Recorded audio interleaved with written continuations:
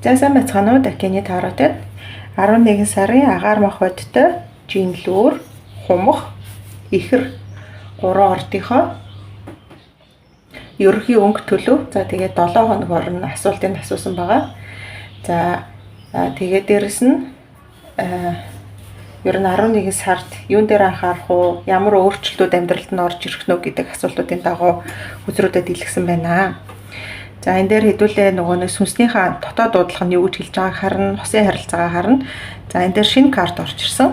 Healing energy буюу юуг ангааж тавьж явуулах хэрэгтэй вэ гэдэг тийм карт байна. За тэгэхээр хэдүүлээ энэ удаагийн уншлагаараа 11 сарын агаар мах бодтой жинлүүр ихэр хумх гэсэн 3 ордоо гурвангийн уншнаа. Тэгээд хүмүүс гайхаад энэ яагаад ингээ гурвангийн зэрэг уншаад байгаа юм бэ гэд ерөнхий төлөв тийм ээ, энэ бол хүн болгонд одоо энэ 3 ордод хамаарч байгаа хүн болгонд л таарах уншлага баггүй юу. Тийм болохоор нэг нэгээр нь задлж болж уншихгүй байгаа. Окей.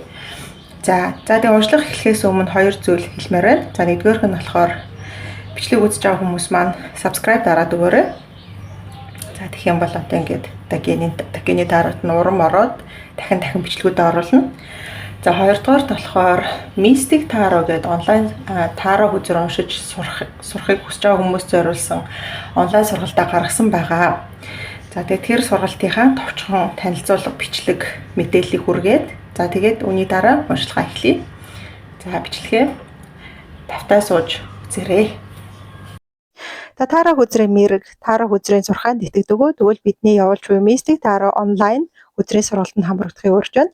За тус сургалтанд нийт 60 орчим хичээл байгаа. 600 цагийн видео байт юм а. За энэ дотор бидний суралцах зүйл маань болохоор нийт хүзрүүдийнхаа тайлбар, бэлэгдэл, утга, тийм ээ, хүзрийн өнгө, дүрс, за уншлагын байрлал, практик дасгал ажлууд орсноос гадна зүй савингаа хөгжүүлэх дасгал ажлууд нэлээд орсон байдаг. Сургалтын төлбөр маань 108,000 төгрөгийн үнэтэй байгаа. Та чат бичээд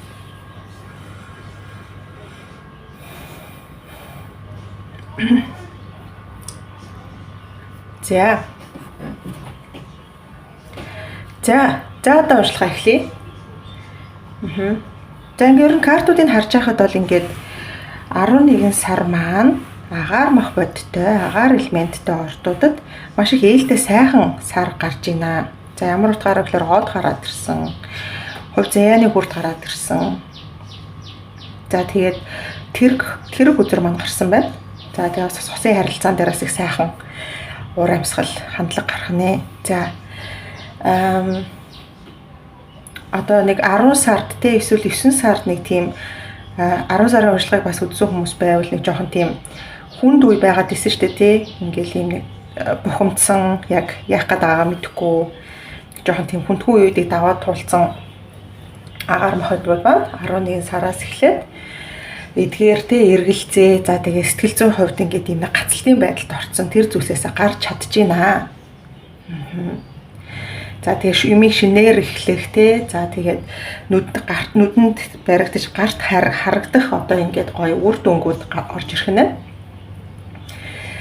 За одоо тэгээд таны хувьд бол ингээд бодоод л байгаад байх үе чинь өнгөрцөн. Одоо үйлдэл авах үе нь эхэлж байна гэдгийг ойлгох хэрэгтэй. Үйлдэл гэдэг нь те ямар утгаараа гэхээр та юу ч хийж болно. Гэтэ зүгээр ингээд бодоол те ингээд тархиндаа төсөөлөж суухаасаа илүү одоо үйлдэлээ авах цаг чинь болцсон шүү гэж хүзрүүд маань сануулж байна.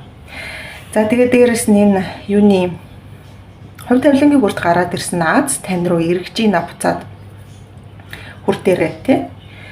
Хүртийн циклээрээ. За эхний 7 хоногтоо манай агаар мах бодтонгууд маань яах вэ гэхээр урам зоригтой 11 сараа маш гоё эхэлэх нь. Маш гоё юм урам зоригтой эхэлж байна. За тэг хүсэл мөрөөдөл, зорилго тий. За тэгээ дотоод дуудлага таны одоо дотроо юу хүсдэг тэр бүх зүйл чинь ингэж буцаж орж буцалж эхэлж байна. Тэгээд юм тодорхой биш байсан тий. Одоо жоохон хүнд байсан үеэсээ гарч ийн. Тэгээд ингээд энэ одууд маань танд одоо гэрэлтэж эхэлж ийн гэсэн үг шүү дээ тий.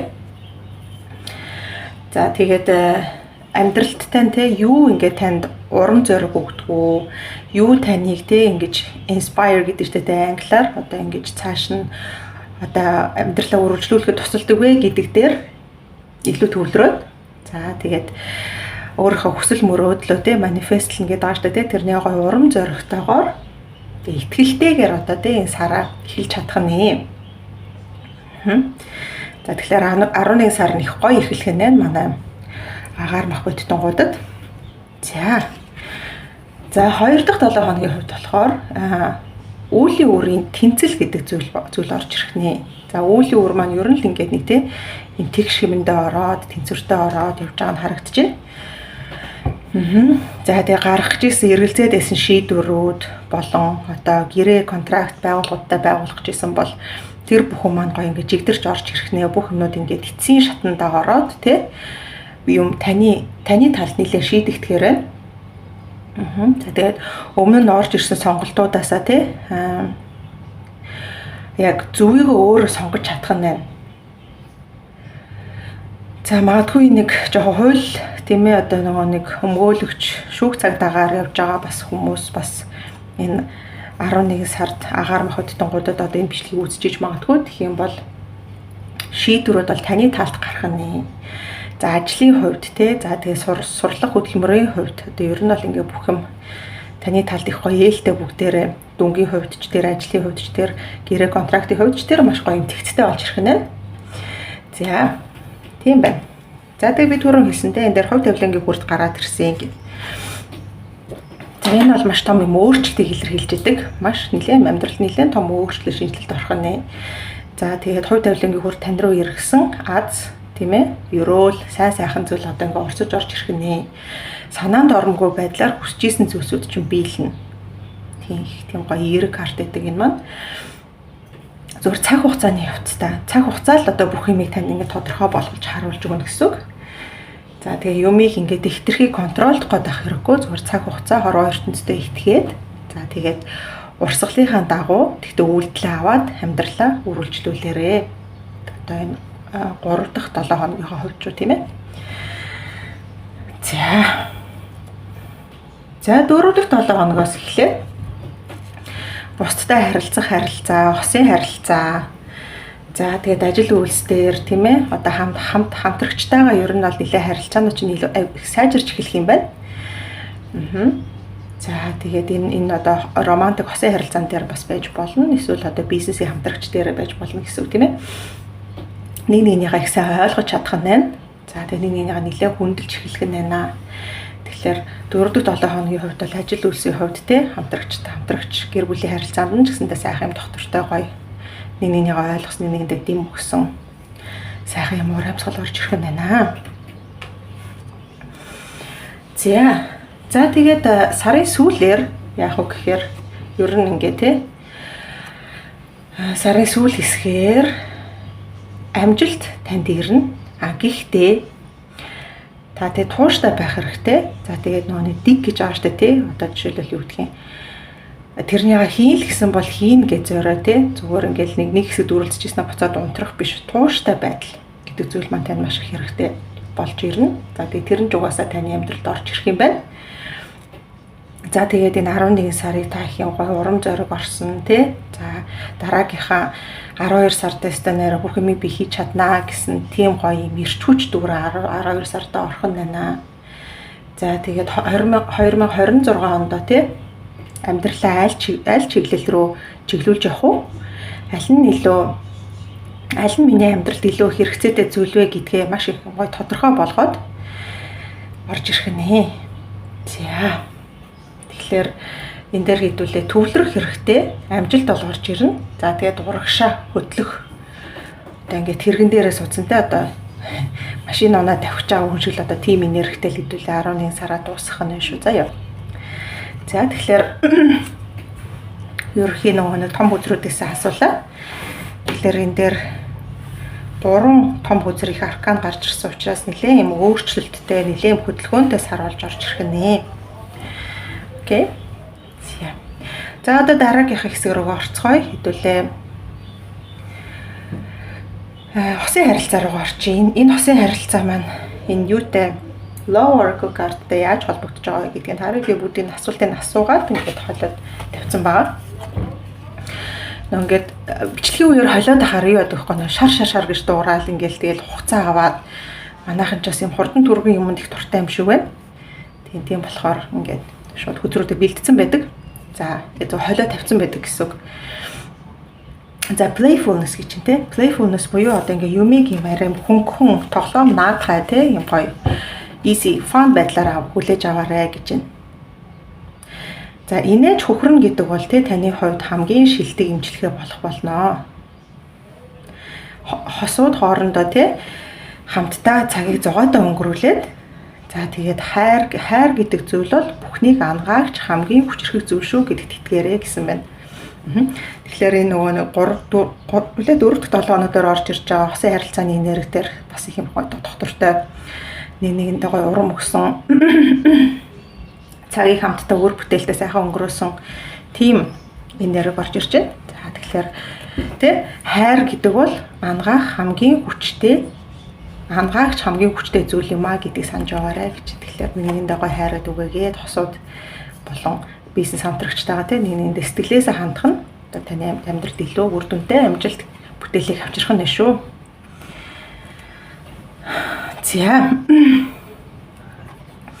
За тэгсэн чинь дотоод сүнс нь дуудлага нь юу гэж хэлсэн бэ гэдгийг харъя. За 11 сар дотроос нь тийм хэнийг уучлж хэнийг би уучлахтаа бэлэн байгаа вэ гэж байна. Тийм картнаас сугарч гарч ирсэн. За би хэнийг уучлах ёстой юм бэ те юуг уучлах ёстой юм бэ гэдэг асуултын даваа асуух чинь та талаар өөр дотроо бодох нь те хэнийг таны гомдоогоод одоо юу гэдгийг өмнө нь болж исэн зүйлсүүдээ ингээд санагалзаад байгаа бол уучлж тавьж явуулах хэрэгтэй хань шүү те. За энэ дээр те надад тохиолдсон зүйл бол би өөрөө биш юм аа. Би хэн болохыгоо би өөрөө сонгох юм аа гэж байна. За тэгэхээр өнгөрсөн зүйлсийг те зүгээр ингээд тавьж явуулж сурах хэрэгтэй бүгдээрээ те нэгэнд болоод өнгөрсөн зүйлсийг. За 11 сартаа те болоод өнгөрсөн зүйлсийг тавиад явуулах хэрэгтэй. Уучлаад цаашаа амьдралаа өргөжлүүлээрэй. Таны те сүнс өөрийгөө болон те бусдыг уучлахад бэлэн байна уу? Эдгээр асуултыг өөрөөсөө асуух нь шүү дээ.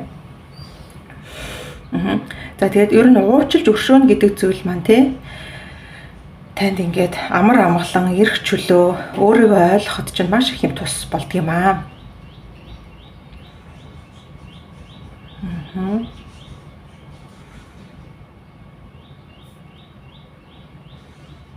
За тэгээд та өөрөө хэн болмоор байна? Тэрнийгээ өөрөө тодорхойлоод тэгээд өөрөө чинь хойшин татаад байгаа зүйлийг тавьж явуулаад уучлж өршөөгөөрэй гэж. За тэгээд энэ 11 сард нэг жоохон өөртөө тогтгошоо бас ажиллаад үзээрэй. Тэгээд яаж ажиллах вэ гэхээр захидал бичих нь одоо уучлж өршөөсөн те одоо үүдийн баг насандаа авсан ч юм уу одоо өмнөх саруудад болсон хин нэг таны гомдоод эсвэл өөртөөс гомдож иж бас болно шүү дээ те.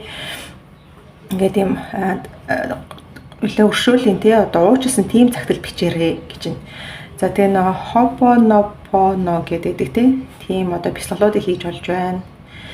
За тэгээ дээрэс нь тухайн хүндээ ч юм уу өөртөө зориулаад залбирч болж байна. За тэгээд би чамд хайртай тэгээ намайг уучлаарай те намайг өршөө тэгээ баярлаа гэсэн нэг тиймэрхүү утгатай байдлаар ингээд тухайн хүндээ ч юм уу өөртөө зориулаад их гоё юм зөүлийн энерги өөртөө оруулж ирвэл энэ 11 сард одоо энэ хүсэж байгаа юм бүх өөрчлөлттэй гоё том юмнууд амьдралд нь илүү гоё үр бүтээлтэйгээр орж ирэх нь байна гэсэн үг байна. За одоо энэ удаагийн уншлахын дээр healing card буюу бас тий ангааж тавьж явуулах гэсэн утгаар эдгээгч ямар энерги эдгэх ёстой вэ гэдэг карт нэмсэн байгаа. Тэрний айдвал одоо өдрөө холиод харж өгье.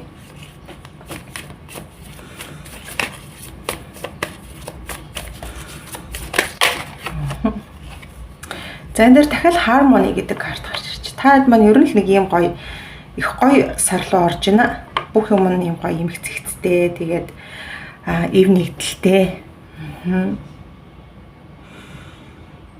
За би бол бурхны одоо бүтээл юм а гэж чинь те. Би бол бурхны бүтээл юм. За би өөрийнхөө амьдралдаа гэрэл гээгээ татаж авчрах хүч чадалтай. Миний сэтгэл дотор байгаа хар бараан зүйлсийг би гэрэл гээгээрүү те одоо гаргаж чаднаа. Тэрний би илүү гоо үзэсгэлэнтэй сайхан зүйл болгож бүтээх хүч чадалтай. За тэгээ миний эргэн тойронд те гомдол, уур бохимдол эргэлзээ байсан ч гэсэндээ би дотоод сэтгэл дотроо амар амгалан эврэл эерэг зохирол гэдэг зүйлийг би өөртөө олж чаддаг юм а гэсэн тийм карт маань гарч ийн. Тэгэхээр энэ маань дахиад энэ хосын харилцаан дээр гарч ирэх нь байна. Энэ 4-7 хоног дээр гарч ирж байгаа гоё харилцаан дээр гарч ирэх нь байна. Тэгэхээр манай агаар махбодтой гол энэ 11 сар их сайхан урам зоригтой өнгөрөөд 26 12 сартаа 12 сар болон 26 онд их урам зоригтой амьдралаа өөрчлүүлж чадах нэ гэж картууд маань хэлж байна. Энэ дээр өрдөөс ямар нэгэн төсвөрөг картуудаас гарсангүй. Тийм болохоор та бүдэд амжилт хүсье. Баярлалаа.